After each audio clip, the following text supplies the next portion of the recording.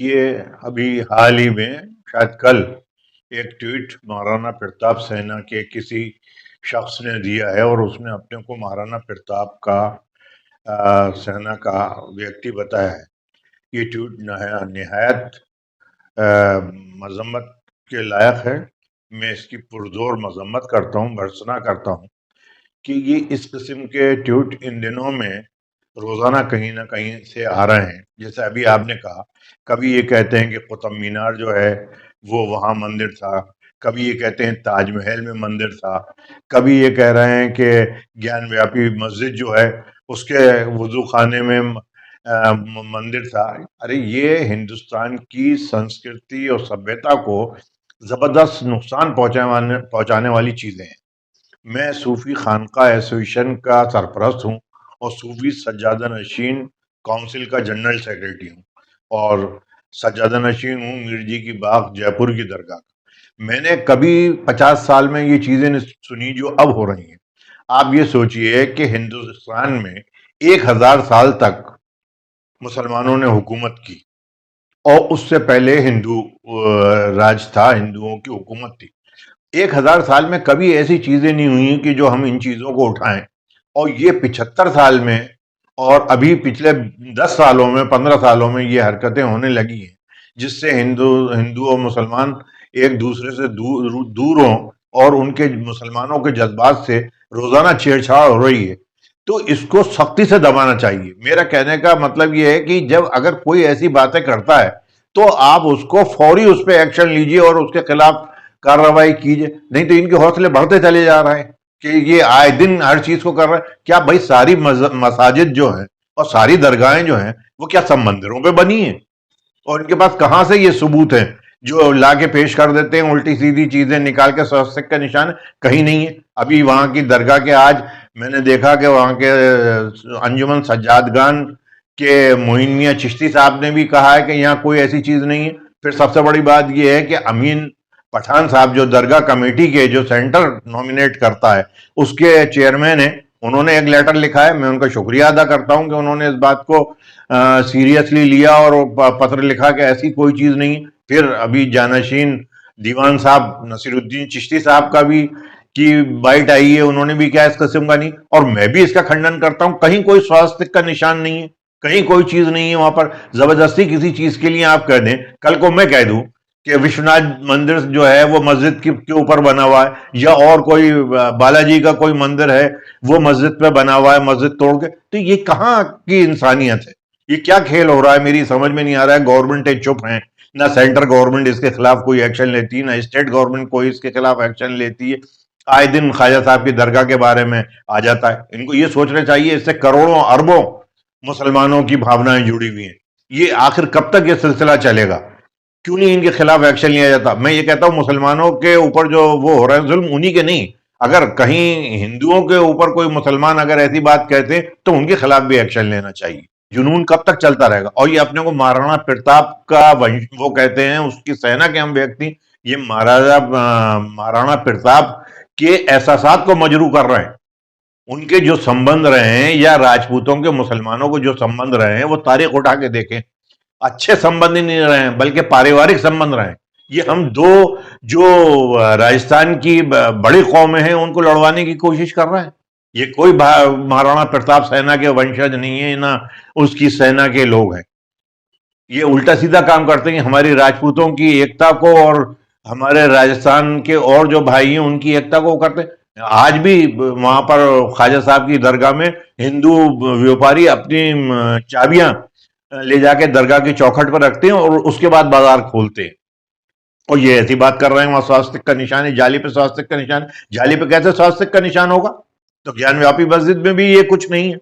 भाई ये एक चीज जब ये एक बात हो चुकी थी जो 100 साल पुरानी चीज है, वो उसको नहीं उठाया जाएगा। क्या है कि नहीं, वो पुरातत्व के अंदर आ जाती है। फिर ये नई नई बातें क्यों उठ रही हैं? ये दरगाह 850 साल पुरानी, ज्ञान व्यापी मस्जिद 250-300 साल पुरानी, या जितनी भी होगी वो इतनी पुरानी। अब उन चीजों को आप ला रहे हैं कर करके के खोज खोज के साहब ये जो है यहाँ पर शिवलिंग था, या फलानी चीज थी, या ढिमाकी चीज थी। अरे भाई कहां से होगी? और अगर हिंदुस्तान को पूरा खोदा जाए तो उसमें पुरानी संस्कृति निकलेगी कहीं ना कहीं, कुछ ना कुछ। अगर आप मुगल पीरियड के उनको इमारत को खोदेंगे तो उसमें मुसलमानों की चीजें निकलेंगी। ये क्या बात है? ये कोई वो थोड़ी है। चंद सर फिरे हैं, उन्होंने मुल्क में मजाक बना रखा है। और भाई ये मुल्क जो है सेकुलर स्टेट है। कई दफा क्या मैं कह चुका हूं ये बात कि सेकुलर स्टेट है। आपकी आप अपने मुल्क की इस छवि को पूरे वर्ल्ड के सामने क्यों बर्बाद कर रहे हैं? ऐसे लोगों के खिलाफ सख्त एक्शन लेना चाहिए। लेकिन बड़े अफसोस के साथ मैं यहाँ ये कहता हूं कि इनके खिलाफ कुछ एक्शन नहीं होता। इससे ये मैसेज जाता है कि हुकूमत की मर्जी है कि वो ये बयानात दिला रही है, वरना इनके खिलाफ एक्शन फौरन लेना चाहिए। ये कवायद नहीं चल रही है कि किसी मुस्लिम को नॉमिनेट करके आगे क्या कहना चाहिए? जाहिर है, क्योंकि मुसलमान होने के नाते मेरा ये फर्ज है कि मैं गवर्नमेंट से ये मांग करूं कि 12 साल से आपने राज्यसभा का में कहीं किसी मुस्लिम को नॉमिनेट नहीं किया है। मुसलमान को नॉमिनेट किया जाए। मुसलमानों को इस तरीके से आप नजरअंदाज नहीं कर सकते। मुसलमान भी जो हैं वो अच्छी तादाद में यहाँ हैं। और जो भी इसमें नाम आ रहे हैं, SC ST गुजर और ये वो, उनके सबके, मैं कहता हूँ बहुत अच्छी बात है। हर समाज अपने लिए मांग करता है। लेकिन ये कि मुसलमानों को भी नजरअंदाज नहीं करना चाहिए। और मुसलमानों को आप साथ में लेके चलिए। जो भी हो उससे तो फायदा ही है, नुकसान तो है नहीं। एक बड़ी कम्युनिटी आपके साथ जुड़ती है। अब हमारा मसला तो ये है कि हम लोग तो यूं परेशान है कि आए दिन मुसलमानों पे कुछ ना कुछ इल्जाम लगाया जा रहा है। उनकी चीजों पे इल्जाम लगाए जा रहे हैं। उनकी मसाजिद जो हैं, उनकी दरगाहें जो हैं, उनको टारगेट किया चला जा रहा है। तो जो हम सूफी हजरात हैं और सूफी मसलक वाले हैं, हम चीख चीख के एक करने की कोशिश करते हैं कि हिंदू मुस्लिम सिख ईसाई यहाँ के सब एक रहें। और ये जो चंद सरफिरे जो हैं वो एक बयान दे के, एक ट्वीट करके पूरे मुल्क में हंगामा कर देते हैं और हमारी कोशिशों में पानी फेर देते हैं। तो आखिर इनको वो करना चाहिए। और हम लोगों को, जो हम सूफी हजरात हैं, हमारे मसलक को प्रोटेक्ट करना चाहिए गवर्नमेंट को। और हमें साथ में लेना चाहिए कि हम एकता की बात करते हैं, हम बिखराव की बात नहीं करते हैं। हम ये कहते हैं कि हमारा मुल्क सबसे ऊपर है। तो ये जो ले रहे हैं ठीक है, आप सेंटर से लोग ले रहे हैं, सेंटर के लोग यहाँ आ जाते हैं। अव्वल तो मैं इस चीज का बिल्कुल आपको यहाँ बताऊं, जाती तौर से मुखालिफ हूं कि सेंटर का कोई आदमी यहाँ थोपा जाए। क्या राजस्थानियों में ऐसे नहीं है क्या? अगर 3 सीटें हैं तो तीनों राजस्थान से होना चाहिए।